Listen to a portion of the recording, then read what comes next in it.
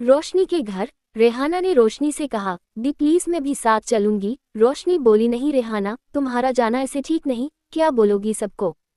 क्यों जा रही? ना तुम रोनित को जानती हो अच्छे से, ना ही कोई रिश्ता है। रेहाना मायूस हो गई। वो भी नहीं जानती थी कि इतनी बेचनी क्यों हो रही थी उसको।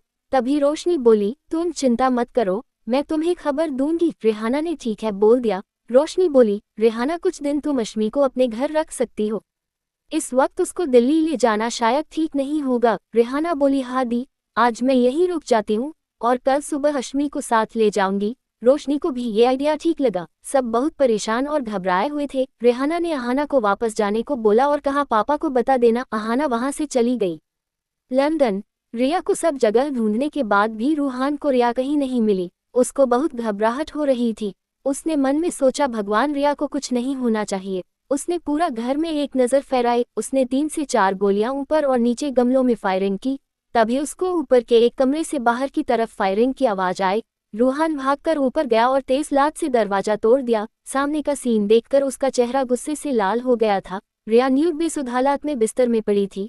रूहान ने वहां खड़े 2 आदमियों के प्राइवेट पार्ट्स में गोली मार दी और पर्दे खींचकर रिया को उसमें लपेटा। वो आदमी दर्द से कराह रहे थे। रूहान बोला, औरत की इज्जत नहीं कर सकते तो तुम जैसे हैवान को जिंदा लाश बनकर रहना चाहिए, ताकि फिर कभी किसी लड़की को गलत निगाह से नहीं देख सको। इतना कहकर रूहान ने उन लड़कों के हाथ, घुटनों और एक बार फिर प्राइवेट पार्ट्स में गोली मार दी और एक जोर की लात उसके चेहरे में मारकर वहां से रिया को बाहर में उठाकर चला गया।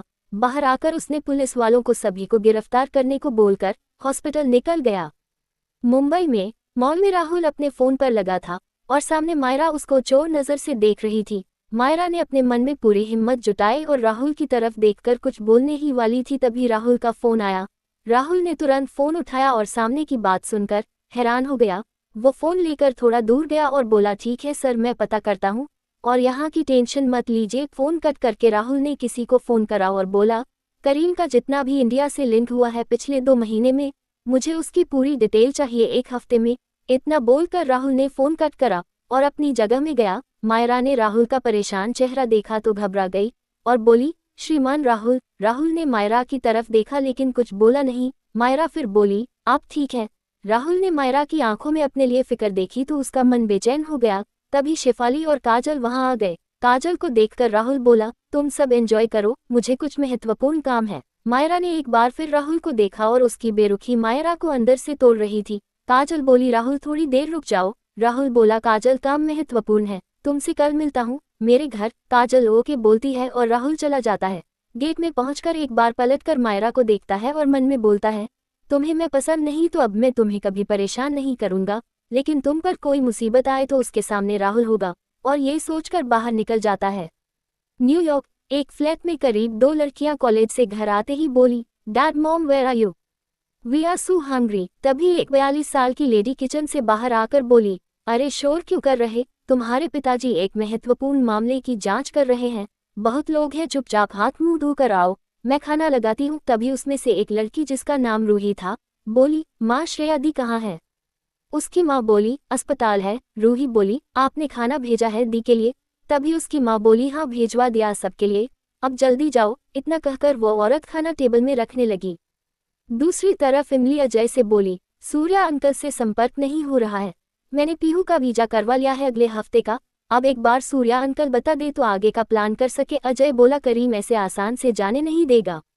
तभी इमली बोली, उसका इलाज है मेरे पास, वक्त आने में बताऊंगी। और इतना बोलकर इमली बोली, मुझे वापस जाना होगा। और श्रेया को कुछ दवा के बारे में बताकर बोली, जब स्वाति दी को होश आए तो इसका 1 बोतल ग्लूकोज में डाल देना, मेडिसिन खुद बनाना है, खरीदारी मत करना। श्रेया बोली, ये बहुत जटिल है। इमली बोली, ये मेरा नंबर है, बस अब तुम फिक्र मत करो, बस ये बात तुम्हारी और मेरे बीच रहना चाहिए बस। इतना बोलकर सबको बाय बोलकर बाइक स्टार्ट करके निकल गई और श्रेया हैरानी से देखती रही। अजय उसके पास आया और बोला, क्या हुआ? श्रेया के मुंह से अचानक निकला, वह दोनों बहनें कमाल की हैं। इस बात कर अजय मुस्कुरा दिया। दिल्ली। आवाज सुनकर अमर और पूजा दोनों बाहर आईं और सामने अपर्णा की बाइक की टक्कर पूजा की स्कूटी से हुई थी। पूजा की स्कूटी का हैंडल टूट गया था और उसकी स्कूटी नीचे गिरी थी, वही अपर्णा भी बाइक से नीचे गिरी हुई थी। ये देख अमर भागकर अपर्णा को उठाने में मदद करता है। अपर्णा झुंझुलाती हुई बोली, ये कौन पागल है जो बीच सड़क पर स्कूटी पार्क करी? तभी पूजा सामने आए और बोली, मैडम आपकी आंख खराब हो गई। जो इतनी बड़ी गाड़ी नहीं दिखी, और वैसे भी गाड़ी सही जगह पार्क थी। अपर्णा को बहुत तेज गुस्सा आया और वो गुस्से में बोली, ओए चिमकादरी, मेरे सामने बक बक मत कर। पूजा भी बोली, हिम्मत कैसे हुई? अमर एक पोश सोसाइटी में रहता था, ये पहली बार हो रहा था। उसका धैर्य खत्म हुआ और वो तेज आवाज में बोला, बस करिए आप दोनों, ये क्या बिल्लियों की तरह लड़ रही हो? तब तक उसने अपर्णा को देखकर कहा, तुम यहाँ, कोई महत्वपूर्ण काम है? अपर्णा बोली, जी सर। अमर बोला, ओ कि तुम मीटिंग प्लेस में जाओ, मैं तुमसे 2 घंटे में मिलता हूँ, अभी ऑफिस का काम है कुछ। फिर अपर्णा की तरफ देखकर बोला, क्या मैनेज हो जाएगा? अपर्णा बोली, हाँ सर, इतना भी अर्जेंट नहीं है, और पूजा को घूर कर बाइक स्टार्ट करके चली गई। अमर ने पूजा को बोला, क्या तुम्हें टाइपिंग आती है? पूजा मन में बोली, कंप्यूटर के जमाने में टाइपिंग कौन करता है? फिर भी उसने कहा, हाँ सर। अमर बोला, अच्छा 2 आधिकारिक पत्र टाइप करो, डिटेल्स मैं भेजता हूँ, और उसके बाद कुछ मेल करके तुम घर जा सकती हो। देहरादून। रुद्र रवि लक्ष्मी जी से बात कर ही रहे थे कि वहाँ के सारे बच्चे रुद्र से गले मिलने लगे। रुद्र भी उनसे मिलकर बहुत खुश हुआ और बोला, कैसे हो तुम सब? सभी बच्चे एक साथ बोले, नाराज हैं आपसे। रुद्र बोला, अरे आपको पता है ना आपके भैया कितने व्यस्त हैं, फिर भी साल में एक बार आप सबसे मिलने के लिए वक्त निकलता है। रुद्र बोला, अच्छा, आप सबके लिए कुछ लाया हूँ, बाहर कार में है, ले लीजिए। सभी बच्चे चले जाते हैं, तभी मीना घर पर आती है और रुद्र को देखकर गले लगती है। रुद्र भी मीना को बड़े प्यार से गले लगाता है। मीना बोली, आप लोग कब आए? रुद्र बोला, 2 घंटे हो गए। फिर रुद्र ने मीना को रवि से मिलाया। रवि तो मीना की खूबसूरत चेहरे में डूब गया।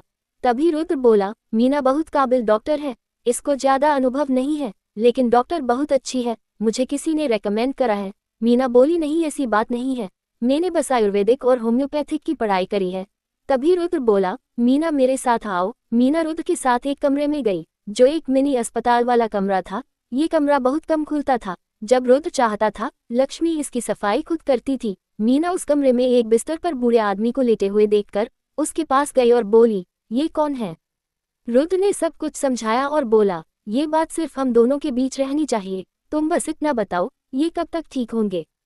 मीना ने एक बार चेक करा और बोला, इनका इलाज आयुर्वेदिक से हो सकता है। रुद्र थोड़ा परेशान हुआ और बोला, इनको सिर्फ 3-4 गोलियां लगी हैं। मीना बोली, नहीं, मैं 100% श्योर हूँ।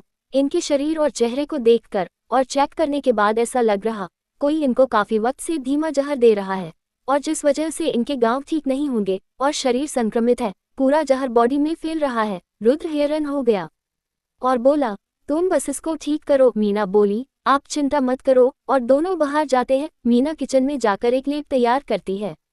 दूसरी तरफ अहाना ने अपने पापा को सब कुछ बता दिया, जिसे सुनकर सारिका और चौहान जी की आंख से आंसू निकले।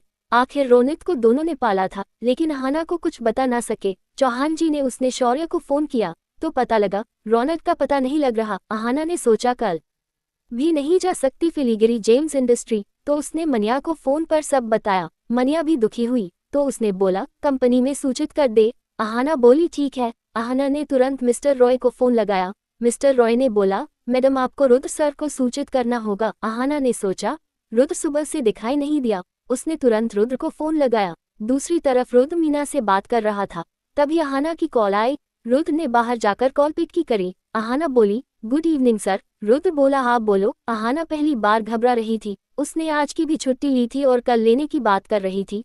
रुद्र बोला, हेलो, क्या आप वहाँ हैं? अहाना बोली, हाँ, आप कैसे हैं? जल्दीबाजी में उसके मुंह से ये निकल गया। उसने अपने दांत से अपनी जीभ दबाए और मन में बोली, क्या बोल रही है अहाना? रुद्र ने एक बार फोन देखा और मन में सोचा, इसको क्या हुआ? तभी रुद्र गला साफ करके बोला, मैं ठीक हूँ। अहाना फिर बोली, क्या मुझे 1 दिन की और छुट्टी मिल सकती है? रुद्र जानता था कि अहाना रेहाना बहुत परेशान होंगे। उसने पहले ही कंपनी में अहाना को 3 दिन की छुट्टी के लिए बोल दिया था, लेकिन वो बस परेशान करना चाहता था। रुद्र कड़क लहजे में बोला, क्या बोला आपने? सुनाई नहीं दिया? आप वीडियो कॉल करो। और ये बोलकर फोन कट कर दिया। अहाना को रुद्र का ये रवैया बहुत बुरा लगा, गुस्सा भी आया, लेकिन बात मानने के अलावा कर भी क्या सकती थी। उसने ठंडी गहरी सांस ली और रुद्र को वीडियो कॉल लगा दी।